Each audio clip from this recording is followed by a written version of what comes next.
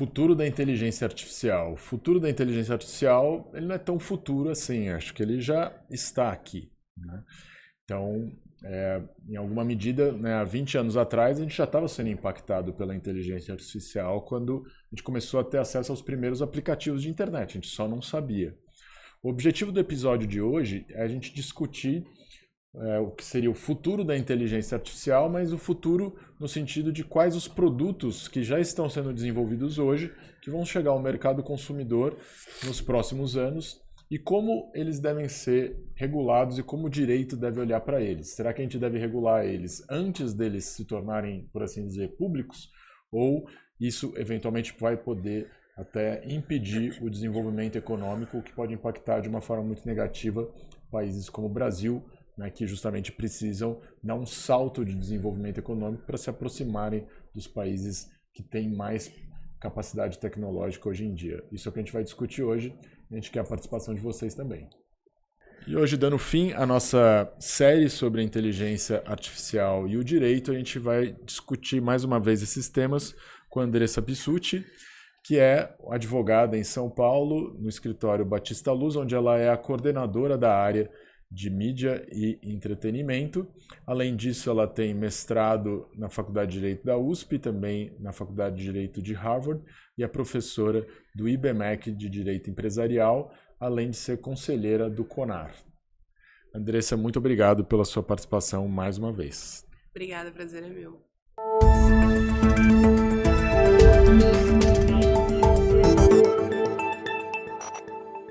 Muita gente acha que a inteligência artificial surgiu nos últimos anos, quando, por exemplo, elas começaram a usar o tal do ChatGPT. Só que a verdade é que a inteligência artificial ela já estava nas nossas vidas há algumas décadas. As pessoas, por exemplo, quando elas começaram a usar o YouTube alguns anos atrás, não sei se as pessoas se perguntaram, poxa, por que o YouTube não tem determinados conteúdos? Por que, por exemplo, não tem pornografia no YouTube? Será que alguém que tenta fazer um upload, né, de um arquivo de pornografia no YouTube vai ter alguém do outro lado que vai ficar apertando um botão sim, não, sim, não? Claro que não. Sempre foi uma ferramenta de inteligência artificial que fez essa análise. E ela sempre funcionou muito bem, né, como todas as pessoas que usam essa plataforma sabem. Além disso, a inteligência artificial já é usada há muito tempo em áreas como educação, né, para produzir conteúdos, para analisar o desempenho de estudantes, principalmente quando a gente começou a utilizar cursos online, né, nos quais o desempenho dos estudantes já é utilizado. A inteligência artificial ela é utilizada há muitos anos em recursos humanos, né, então, há muitos anos você já tem ferramentas que, com base em 2, 3 parágrafos escritos originalmente por uma pessoa, você consegue medir o coeficiente de inteligência daquela pessoa, vendo qual que é o vocabulário da pessoa, vendo qual sofisticada é a linguagem que ela usa, você consegue medir a inteligência daquela pessoa. Isso já são ferramentas que estão sendo utilizadas há décadas e estão nos impactando. O que a gente vai tentar discutir aqui hoje são as ferramentas que vão se tornar mais transparentes, né, para os consumidores nos próximos anos e tentar entender se essas ferramentas elas têm benefícios muito grandes a serem apreendidos pela sociedade ou se elas têm riscos que o direito eventualmente deve regular. Então, dentro dessa lógica, né, a gente queria perguntar aqui para a Andressa, né, por exemplo, uma das ferramentas que você mais estudou, né, que é, por exemplo, o deepfake. O que você acha? Qual que vai ser o impacto que o deepfake vai ter na sociedade de forma geral? Né? Você acha que vai ser um impacto positivo ou a gente deve ficar com medo mesmo, como muita gente quer proibir o uso dessas ferramentas? Bom, eu acho que deepfake, mas assim, mais amplo, mídia sintética, né, criação de conteúdo de forma sintética, tanto usando imagens de pessoas quanto não usando imagens de pessoas, vai impactar a indústria artística. Vai impactar a forma como a gente consome e cria conteúdo. Então, existem empresas, por exemplo, nas quais criam avatares humanos para fazer vídeos simples. Então, por exemplo, para, sei lá, em vez de contratar um ator para falar um texto, você usa o avatar que está ali disponível, ele lê o seu texto e disponibiliza no seu site, explicando determinada funcionalidade que tem lá. Isso vai impactar a forma como a gente produz conteúdo.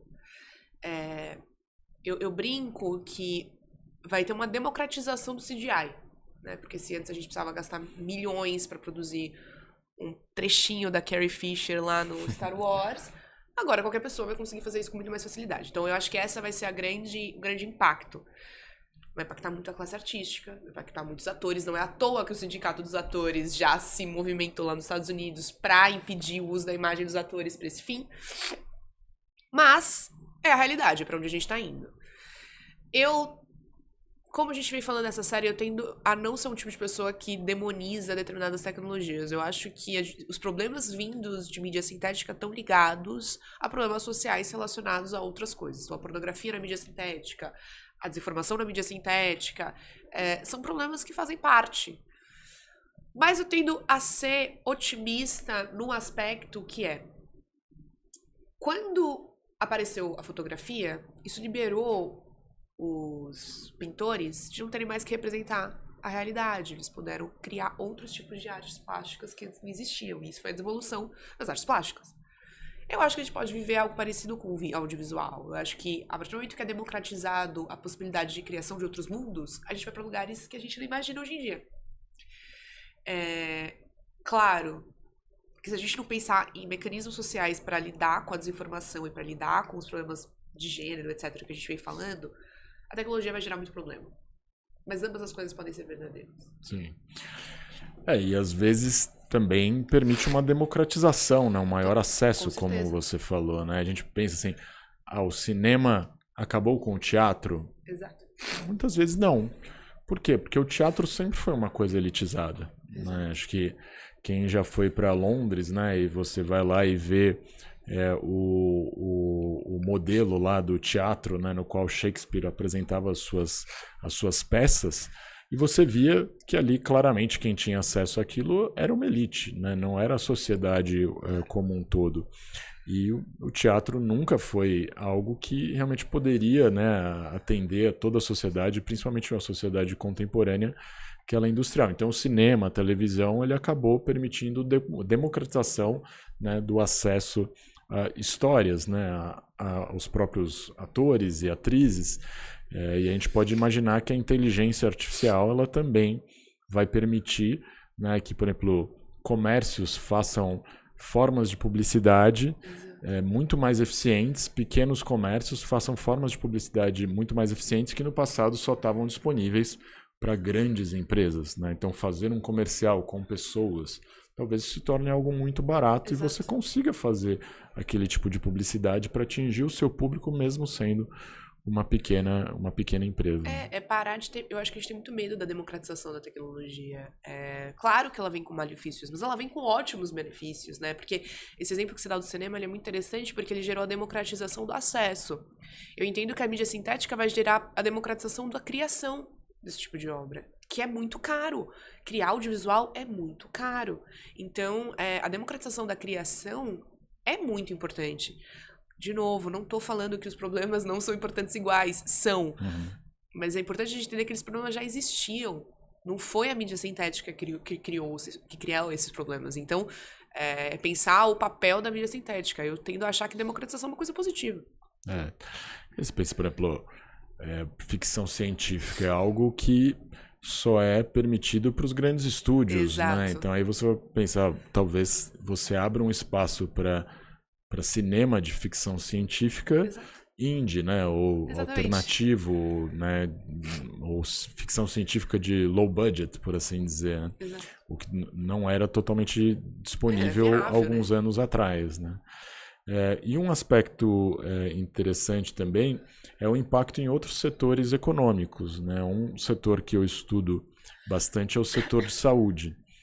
E é interessante que algumas coisas que as pessoas, por exemplo, veem nos filmes como algo que causa medo nas pessoas, né? Quem assiste Black Mirror, por exemplo, né? Tem o episódio de que você vai criar avatares de familiares que faleceram. E aí você vai ter pessoas que vão viver, né, se relacionando com avatares porque não vão conseguir lidar com o luto. Isso é verdade, pode ser algo que possa ter efeitos psiquiátricos negativos. Mas aí, eventualmente, você tenha também a possibilidade de criar avatares que possam ajudar pessoas com problemas psiquiátricos a se libertar daqueles problemas psiquiátricos né, avatares que vão ajudar as pessoas a lidar com fobias, né, a lidar com pensamentos intrusivos, que vão, por exemplo, tornar determinados efeitos que hoje em dia são acessíveis somente a pessoas muito ricas, por exemplo, pessoas que podem fazer análise, eventualmente você vai criar, né, avatares que vão ter a capacidade de fazer aquela mesma função, né, de fazer o que a gente chama de uma escuta ativa, né, de ouvir as pessoas, né, que não vão eventualmente ter um impacto nas pessoas, mas vão cumprir aquela função de criar um mínimo de sociabilidade que permita a pessoa conseguir refletir sobre os seus próprios problemas e achar soluções para aqueles seus problemas. Então, eventualmente, você vai ter a inteligência artificial cumprindo o papel que, eventualmente, em algumas situações, só seria passível de ser cumprido por pessoas que têm muito recurso, né, e conseguem pagar tratamentos muito caros, e reduzir um problema da sociedade contemporânea, que é a dependência de medicamentos, né, que muitas pessoas que, na verdade, precisariam de um atendimento clínico acabam tendo um atendimento medicamentoso porque não tem dinheiro para pagar o atendimento clínico, né? É um problema que a gente vê ao redor do mundo com o excesso de medicamentos. Então, e a inteligência artificial também, talvez uma das áreas que ela possa ter uma aplicação mais adequada é efetivamente na saúde. Sim.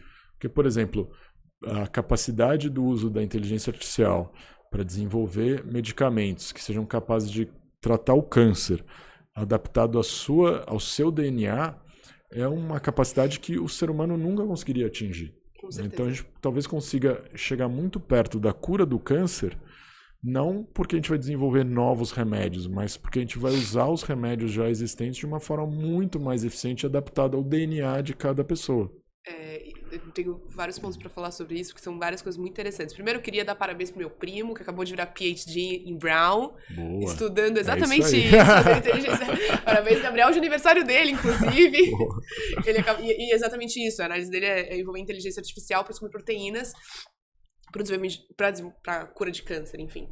Virou PhD em Brown semana passada. Parabéns. Então, é exatamente isso. É exatamente isso.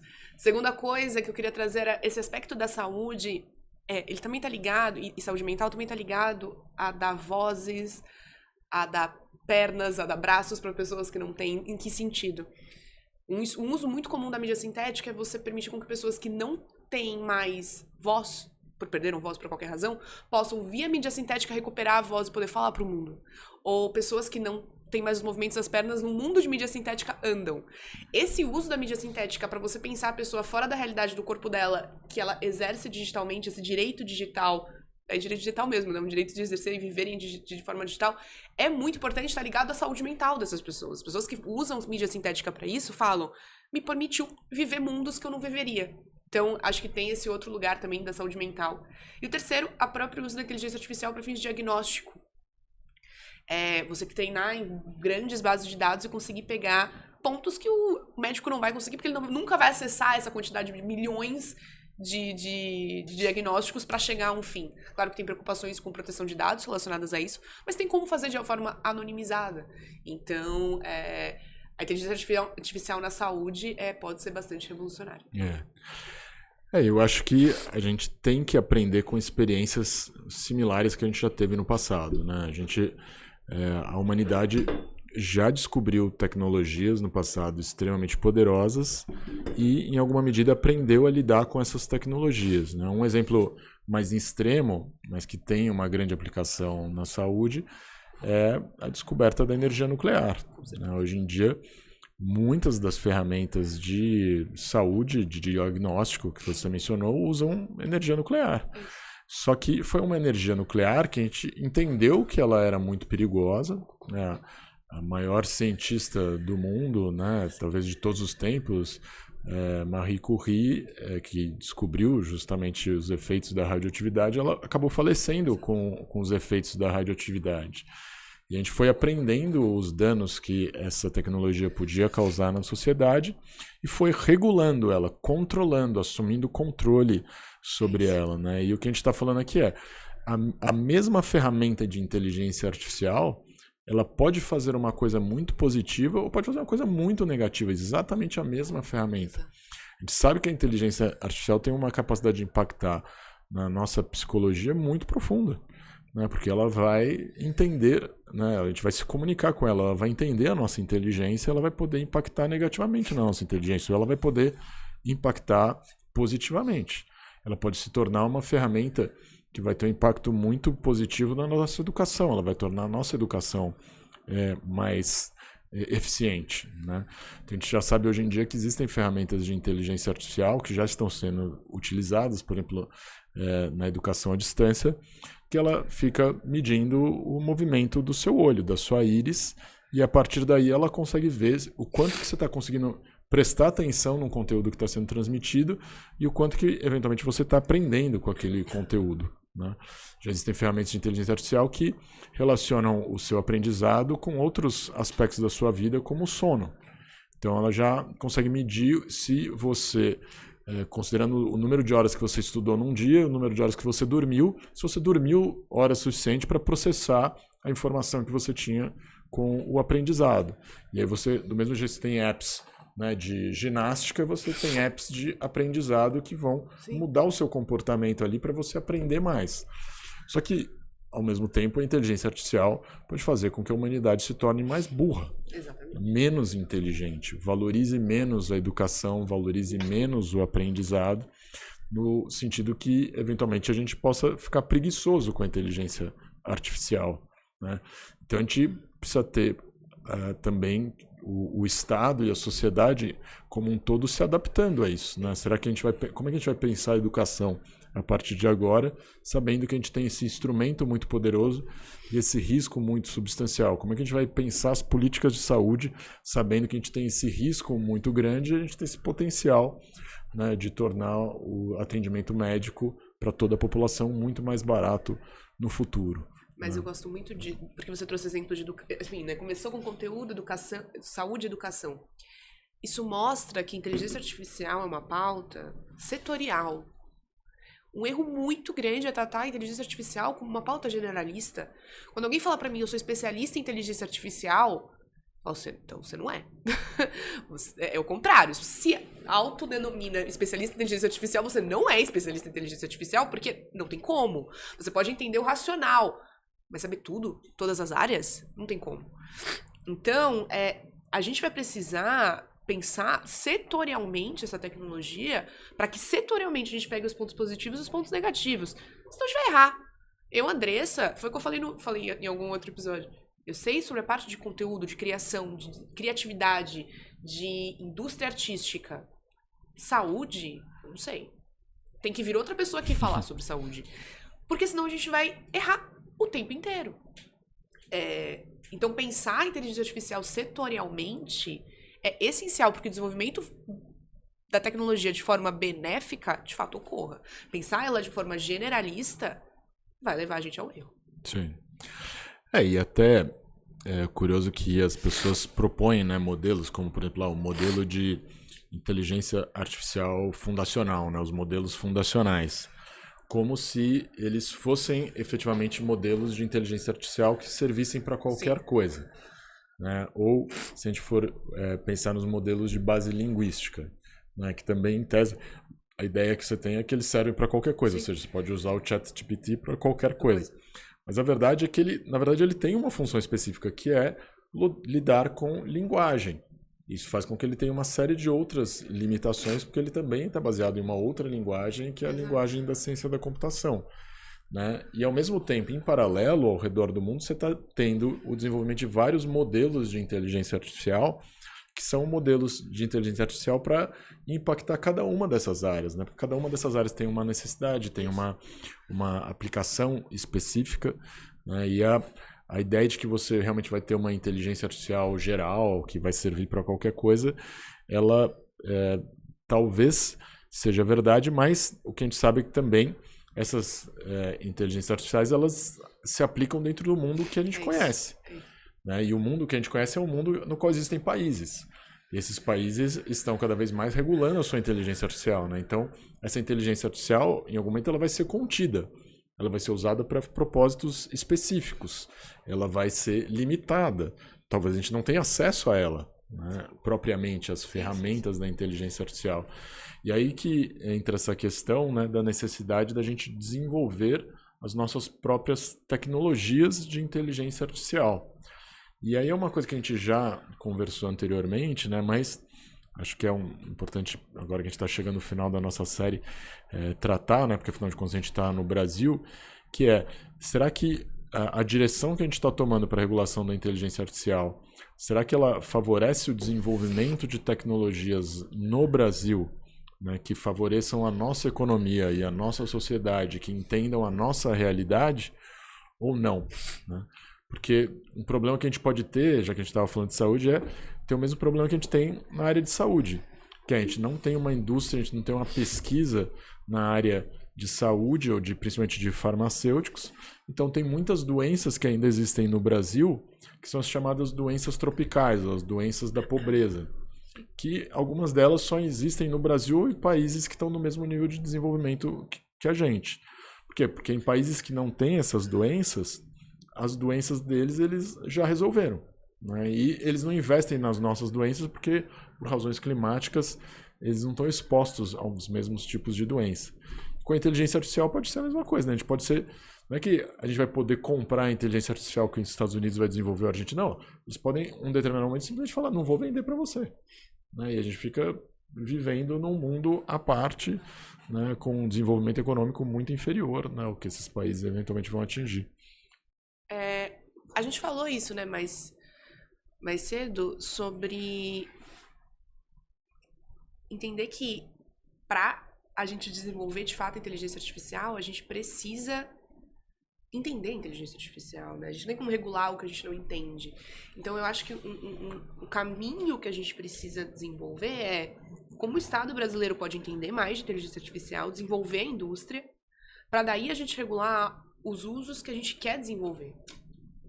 Onde a gente quer estar, por que a gente quer estar. Então, uma preocupação muito grande que eu tenho, e de novo, né, essas visões que vão regular a inteligência artificial de forma global, vão pensar a inteligência artificial de forma completa, né, olhando todos os setores, é que, elas vão ser, ao mesmo tempo, muito generalistas e vão passar muitas coisas importantes. Porque a preocupação que eu tenho com a educação não é uma preocupação que eu tenho com saúde. Então, se eu nem sei qual é a preocupação, porque a gente ainda nem tem algo para saber qual é a preocupação ainda. Então, o caminho que eu enxergo que faria muito mais sentido é a gente investir na indústria de inteligência artificial para a gente poder ter uma indústria. A partir daí, entender os problemas e desenvolver. Ai, Andressa, mas... E os problemas que podem já acontecer? Então, a gente, sei lá, uma inteligência artificial de veículo autônomo atropela alguém. Não, mas a gente tem Código de Defesa do Consumidor. A gente tem Lei Geral de Proteção de Dados, a gente tem Código Civil. Se um carro autônomo atropela alguém, a gente tem vários mecanismos... Código de Trânsito. Código de Trânsito. A gente tem vários mecanismos legais atuais que a gente pode usar. Uma inteligência artificial generativa cometeu uma infração de direitos autorais. Lei de Direitos Autorais. Um uso de dado não autorizado. Lei Geral de Proteção de Dados. Tá tudo... A gente já tem. Então, garantir o fortalecimento do nosso direito, ao mesmo tempo que a gente desenvolve a indústria, faz muito mais sentido do que a gente pensar numa lei de algo que a gente nem tem. Né? Porque uma lei que vai olhar para a inteligência artificial sem, de fato, existir a indústria, vai criar um custo regulatório para essa indústria se desenvolver que a gente não tem como pagar no Brasil. Uhum. E um custo que talvez seja barato para as Big Techs. Né? Barato para as Big Techs, mas é muito caro para uma startup brasileira. Né? Porque que tipo de desenvolvimento que a gente está falando? A gente está falando de indústria nacional, a gente não está falando de cumprimento de obrigação regulatória, né? Acho que essa é a diferença. Cumprimento de obrigação regulatória, a empresa cumpre. Agora, desenvolver a indústria brasileira é outra preocupação e esse deveria ser o foco. E quando você falou dos outros países, né? Ruanda está preocupada em desenvolvimento da indústria local. Por que a gente não está da mesma maneira? Óbvio, a gente está agora na fase de desenvolvimento do plano, da estratégia de inteligência artificial, e tomara que a gente desenvolva uma estratégia completa, que faça sentido, que leve o Brasil para o lugar que ele precisa levar. De novo, ter medo da inteligência artificial não vai fazer ela sumir. E eu tenho plena convicção que a gente tem sistema jurídico suficiente para proteger a nossa população. Ele tem que ser aplicado, né? Não adianta estar lá a lei e ele não ser aplicado, mas uma vez existindo, a gente usa ele. Acho que é esse o caminho. Uma das coisas que a gente também acaba percebendo, né, nesse esforço que a gente fez nos estudos que a gente desenvolveu na Faculdade de Lei da USP sobre Direito Comparado, é que muitas vezes as pessoas têm visões idealizadas de como esse tema está sendo regulado em outros países desenvolvidos. Né? Então, por exemplo, na Europa, as pessoas olham, nossa, tem uma lei da inteligência artificial. Tá, tem uma lei lá da inteligência artificial. Mas e as outras leis que eles criaram? Né? Qual que é o sentido dessas leis? E se eu colocar todas elas juntas? Né? O Digital Services Act, o Data Act, então a regulação das plataformas, a obrigação de compartilhamento de dados e o próprio a legislação de inteligência artificial. Se você coloca todas elas juntas, você percebe que, na verdade, o modelo regulatório europeu é um modelo de proteção da indústria nacional, ou regional, por assim dizer. Né? Então, se a gente pegar só um pedacinho dessa legislação, eventualmente os efeitos disso na sociedade vão ser muito diferentes. Né? Não vão ser um efeito de proteger a indústria nacional nascente, vai ser um efeito de proteger a indústria internacional já bem consolidada e que vai conseguir fazer todo o compliance exigido pela legislação com imensa facilidade, sem nenhum custo, né? E aí até com um risco muito maior para a sociedade, né? Porque a gente não vai conseguir entender os riscos que estão embutidos nessas tecnologias que estão sendo vendidas aos nossos consumidores. Eu acho que também tem um lugar de entender que dentro desse grande arcabouço e desse discurso é a falácia de que regulação é só quando ela vem da lei, né? A gente vem um discurso, não, porque a gente precisa, é a primeira lei de inteligência artificial, a primeira regulação de inteligência artificial. O que a gente viu ao redor do mundo foi que a regulação de inteligência artificial está vindo do executivo. A regulação é dentro de um projeto de desenvolvimento estatal ao redor do mundo. Isso não é a China, isso é nos Estados Unidos. Falar que inteligência artificial não é regulada nos Estados Unidos é uma loucura, né? Porque olha o tamanho o tamanho das decisões que foram tomadas pelo governo Biden relacionado ao tema. Então, assim, pensar realmente a regulamentação da inteligência artificial de um jeito mais macro e pensar que regulação de inteligência artificial é como que o Estado está atingindo esse tema. E uma lei não é o jeito único de se atingir esse tema. E a gente, no Brasil, a gente vai para esse lugar de achar que regulação ela tem que vir via lei. Quando, na verdade, a regulação ela vem de várias outras fontes. Sim. E se a gente está pensando em desenvolvimento, né, de uma política de inteligência artificial, não só de regulação, a gente vê que isso, né, que você falou que a China está fazendo, né, que os Estados Unidos está fazendo, que o Japão está fazendo, que a Europa está fazendo, é caro. Ou seja, eles estão investindo muito dinheiro, né, criando laboratórios, universidades, para permitir o subsídio para o desenvolvimento dessas tecnologias. E aí, às vezes, parece que no Brasil a gente está indo pelo caminho barato, né? O caminho de um país pobre. Vou fazer uma lei. Lei não custa nada. Lei custa o trabalho dos legisladores fazendo a lei. E aí, muitas vezes, essas leis têm um custo de implementação tão caro que elas viram letra morta. É isso. Por quê? Porque é isso, né? Você lidar com esses problemas que são problemas geracionais, são problemas que vão impactar múltiplas gerações no futuro, ele custa muito caro, ele é um compromisso social, né? Fala, olha, existe a inteligência artificial, existem coisas boas e coisas ruins. Eu só quero as coisas boas. Para conseguir descobrir quais são as coisas boas, você precisa investir muito, você precisa de muito conhecimento para conseguir fazer essas escolhas, né? E é isso, né? Porque é barato fazer a lei, e foi o que você falou, e o custo de implementação dessa lei, que depende imensamente de uma regulação do executivo, vai fazer com que a gente gaste dinheiro ao contrário. Sim. Em vez de gastar o dinheiro com o desenvolvimento da tecnologia, vai gastar dinheiro com as pessoas lendo o relatório de impacto, da avaliação de impacto. E, de novo, pode ser que faça sentido, mas a gente nem tem indústria ainda. Então, é onde gastar os esforços e o dinheiro, que no Brasil a gente é um país pobre, no lugar certo. Sem ter o controle da tecnologia, a gente não sabe para que ela serve, nem os benefícios que ela pode gerar. E a gente, para sempre, vai depender dos outros países falando os benefícios que ela pode gerar. Se a gente não tem, são os benefícios que estão falando pra gente, não são os benefícios que a gente falou como Brasil que deveriam existir. Então, esse é o caminho que eu enxergo. E uma das ferramentas, assim, para a gente já encerrar, que permitiria, né, escolher o que é bom e o que é ruim, é o que as pessoas chamam de auditoria algorítmica, né?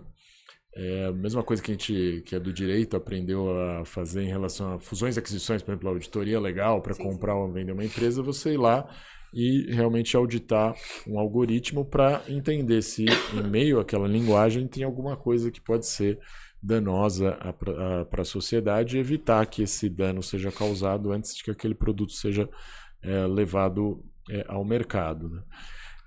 A questão que eu teria para você é se realmente é possível fazer essa auditoria algorítmica, né, como as pessoas imaginam que ela seria, que é basicamente, do mesmo jeito que tem um fiscal da Receita, aparece alguém lá, deixa eu ver que você não está pagando os impostos direitinho, né? Deixa eu ver que você está fazendo o seu algoritmo direitinho. Qual que é a dificuldade técnica de fazer isso que faz com que, né, realmente uma solução de papel não seja suficiente nesse caso? Ano passado eu fui para Harvard num summit do Copyright X, que é o curso de direitos autorais lá, online, que eu também dou aula. E tinha um professor lá e ele falou a seguinte coisa, eu nunca vou esquecer. Ele falou assim, não é que o ChatGPT, a gente entende como ele funciona. As pessoas falam assim, caixa preta, a gente até entende. O problema é que ele funciona muito melhor do que a gente imaginava que ele funcionaria considerando as nossas informações atuais. O ponto é o seguinte, sistemas de inteligência artificial generativa ou que atuam com machine learning estão aprendendo. Entender como ele está aprendendo não funciona da forma como a gente acha que funciona.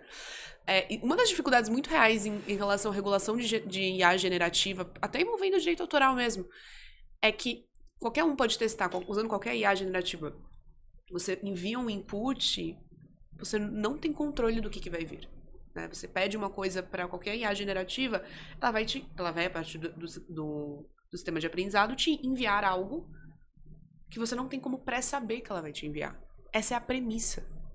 Por isso que ela está criando. Então não é assim que funciona. Claro, você pode colocar mecanismos para que, se chegar em conteúdo racista, ela trava. Isso é uma coisa diferente. Que nem a gente trava como ser humano. Aqui a gente não cruza essa linha. Porque ela aprendeu que essa linha não deve ser cruzada. Mas o que ela de fato vai criar, não existe. Eu não consigo auditar. E vem muito isso em regulamentação e proposta o direito à explicação por que a IA tomou a decisão. Não existe. Não existe. E entender que não existe é essencial pra gente entender os limites da regulação e para onde a gente vai. Então, criar uma tecnologia nacional que a gente entende como funciona, talvez seja muito mais eficiente pra gente criar essas barreiras do até onde ela vai, até onde ela não vai, do que tentar ficar descobrindo porque ela tomou uma decisão. Né? Direito à explicação à decisão não vai funcionar dessa maneira. E se a gente não pensar e de novo, né, é falta de entendimento de como funciona a inteligência artificial e numa lógica setorial, porque existem inteligências artificiais, quando elas são muito simples, que é quase A ou B, né, análise A ou B, que eu consigo explicar. Mas quando ela começa a ficar complexa, quando ela é rede neural, eu não consigo mais. Eu não consigo explicar o ser humano, enfim. Se eu conseguisse, as coisas são muito fáceis. Então, eu acho que tem um lugar de desenvolvimento de indústria que também vai ser muito importante para a regulação fazer sentido. Porque eu preciso de especialista entendendo como as coisas funcionam para fazer uma regulação que faça sentido, enfim. Sim. Então, eu não acho que dá para auditar dessa maneira.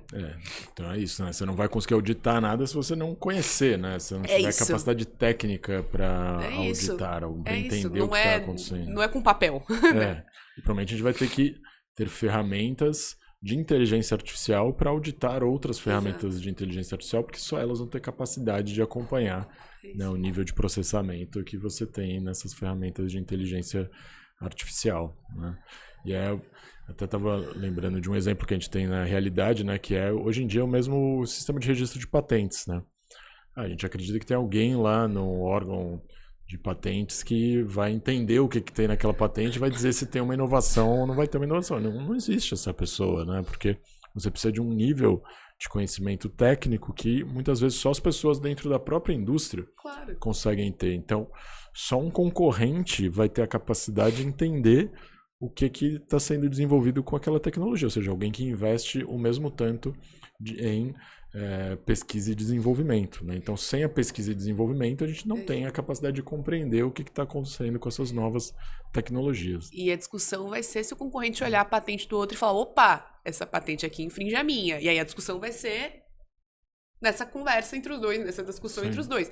Mas é claro que o técnico lá dentro não tem a capacidade porque ele não está dentro da indústria. Imagina, o técnico ter a capacidade de entender todas as indústrias que permitem uma patente, a farmacêutica, de chip, enfim. É surreal e não é assim que funciona. Então a gente requer, mais uma vez, requer muita formação e esse deveria ser onde o dinheiro deveria estar sendo empregado. Sim. Andressa, muito obrigado, foi excelente o nosso debate, né? A gente conseguiu aqui aprender que talvez é contraintuitivo, né? Mas talvez para conseguir regular a inteligência artificial, a gente vai ter que continuar estudando muito, a gente vai ter que se tornar mais inteligente dentro de algum limite, né? Muito obrigado, foi um prazer contar com você. Foi um prazer participar, muito obrigada pelo convite.